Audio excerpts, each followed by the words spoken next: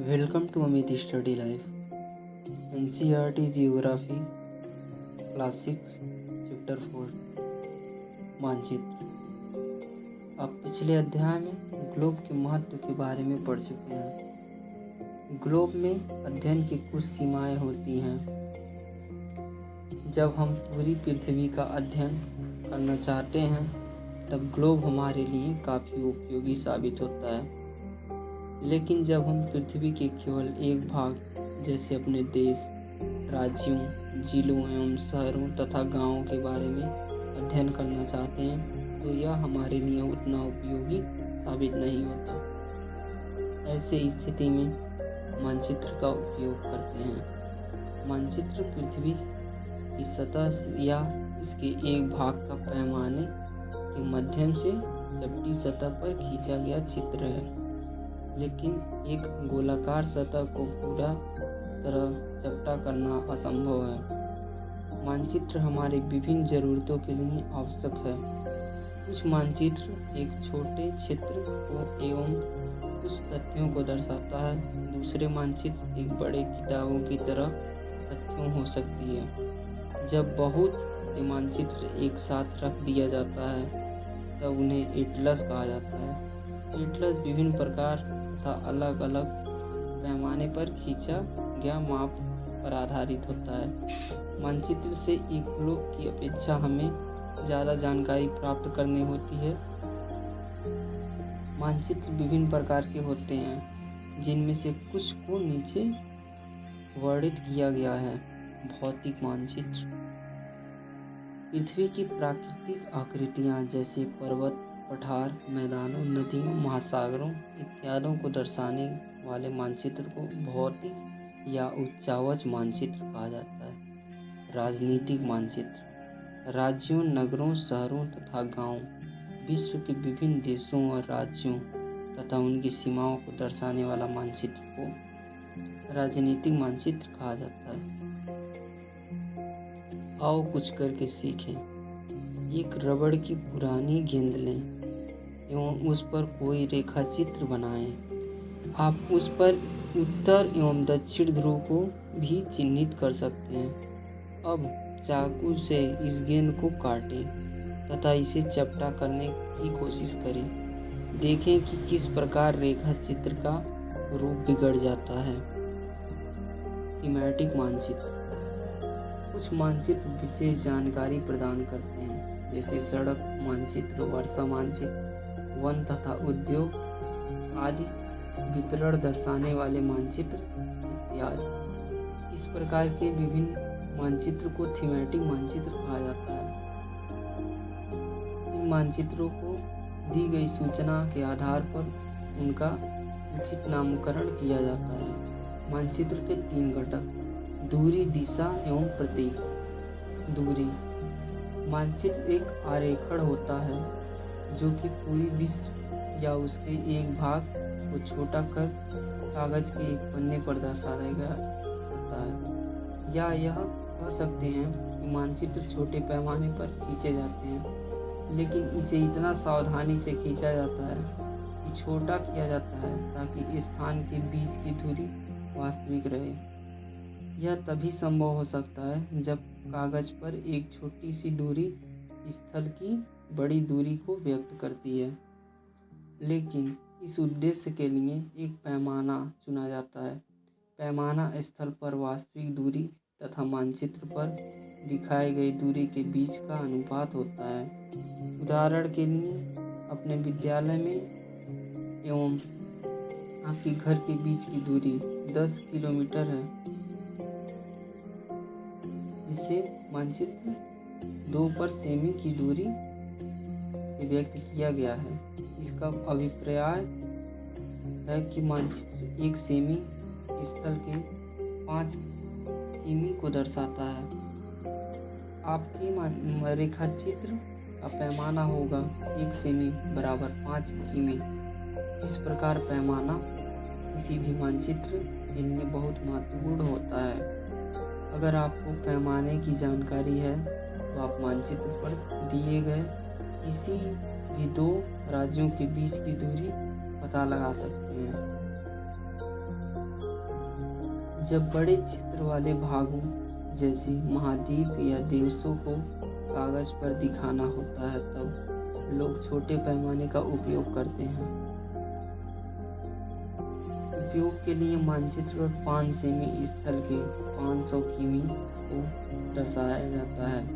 इसको छोटा पैमाने वाले मानचित्र कहते हैं। जब एक छोटे क्षेत्रफल वाले भाग जैसे आपके गांव या शहर को कागज पर दिखाया जाता है तब हम बड़े पैमाने का उपयोग करते हैं। जैसे स्थल पर 500 मीटर की दूरी को मानचित्र पर 5 सेमी से दर्शाया जाता है। इस प्रकार के मानचित्र को बड़े पैमाने वाला मानचित्र कहते हैं। बड़े पैमाने वाले मानचित्र छोटे पैमाने वाले मानचित्र की अपेक्षा अधिक जानकारी प्रदान करते हैं। आओ कुछ करके सीखें। चित्र 4.1 को देखिए। वहाँ एक पैमाना बना है। इसका उपयोग स्थानों के बीच की दूरी मापने के लिए किया जाता है। उदाहरण के लिए एक कुआं एवं वृक्ष के बीच की दूरी 5 सेमी है। इसका मतलब होता है कि वास्तविक दूरी 50 मीटर है। अब एक पोस्ट ऑफिस ए एवं करीब के घर ई के बीच की दूरी 12 सेमी है। इसका मतलब कि इस स्थल पर यह दूरी 120 मीटर है, लेकिन आप एक पक्षी की तरह उड़कर सीधे ई से ए पर नहीं जा सकते। आपको सड़क पर चलना होगा। अब हम आप लोग पैदल तय की जाने वाली दूरी ई से सी, उसके बाद सी से एम, एम से बी तथा बी से ए मापते हैं। सभी दूरियों को जोड़ दें।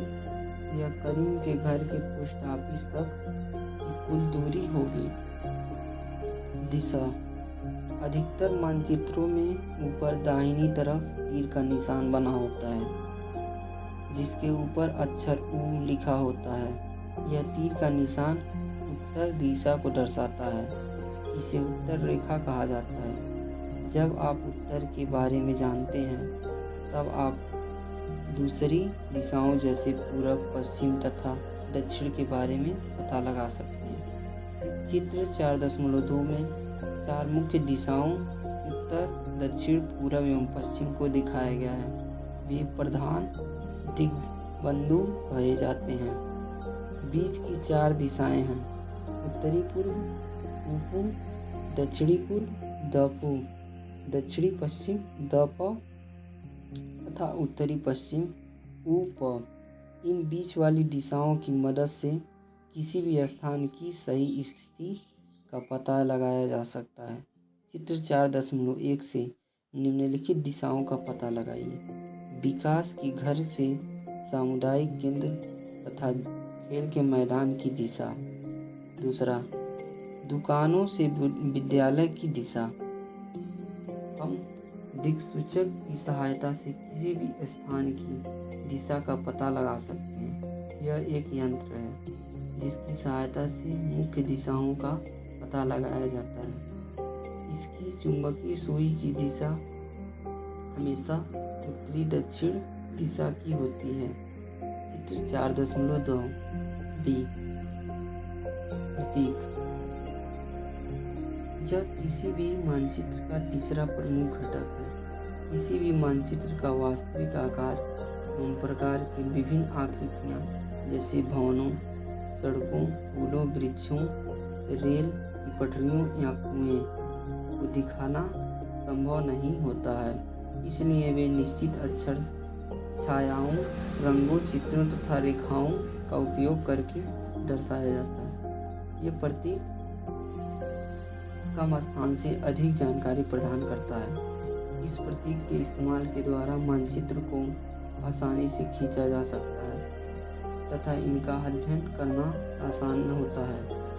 अगर आप एक क्षेत्र की भाषा को नहीं जानते तथा आप किसी की दिशाओं के बारे में भी नहीं पूछ सकते, तब आप इन चिन्हों का सहायता ले सकते हैं।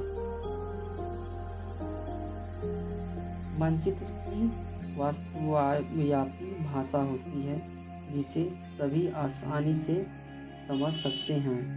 इन प्रतीकों के उपयोग से संभव है कि अंतर्राष्ट्रीय सहमति है कि ये रूढ़ प्रतीक कह जाते हैं।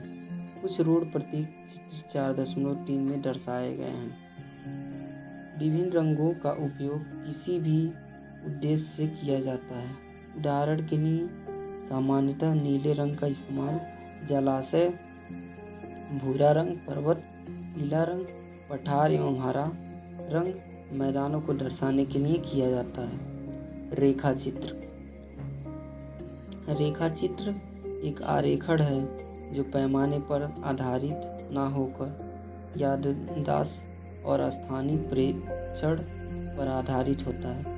कभी कभी किसी क्षेत्र के एक कच्चे आरेखण की आवश्यकता वहाँ के एक स्थान को दूसरा स्थान की अपेक्षा दिखाने के लिए होता है। मान लीजिए कि आप अपने मित्र के घर जाना चाहते हैं, लेकिन आपको रास्ता की जानकारी नहीं है। आपका मित्र अपने घर के रास्ते को बताने के लिए एक कच्चा आरेखण बना सकता है। इस प्रकार कच्चे आरेखण को बिना पैमाने की सहायता से खींचा जाता है तथा इसे रेखाचित्र कहते हैं।